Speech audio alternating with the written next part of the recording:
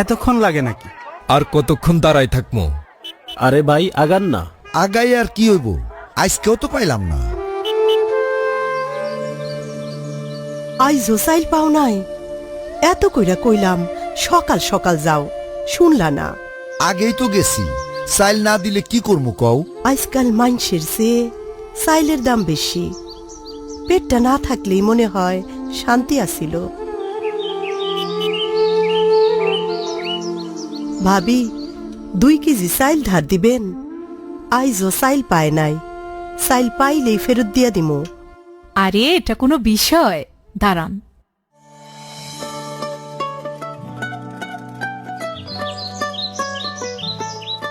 চাচি, জীবন কি এমনি যাইব? কি করুম কও, বাজারে জিনিসের যে দাম, তার উপর তোমার কাকার নাই রুজি রোজগার। কেউ কি আর আমাগো নিয়া ভাবে? ভাবে তো। আগামী দেশনায়ক তারেক রহমান বিষয়টা নিয়ে ভাবছে। সে বলছে আগামীতে বিএনপি সরকার গঠন করলে ঘরে ঘরে ফ্যামিলি কার্ড দিব। ফ্যামিলি কার্ড দিয়া কি হইব? এই কার্ড দিবে পরিবারের খাদ্য নিরাপত্তা, করবে স্বাবলম্বী।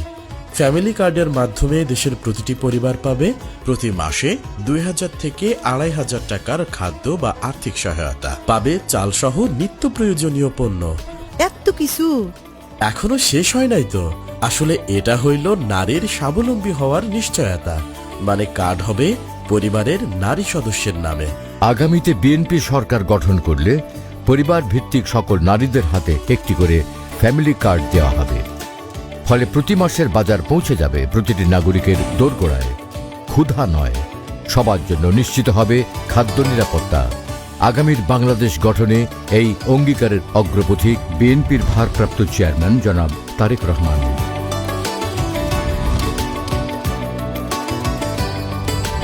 সবার আগে বাংলাদেশ।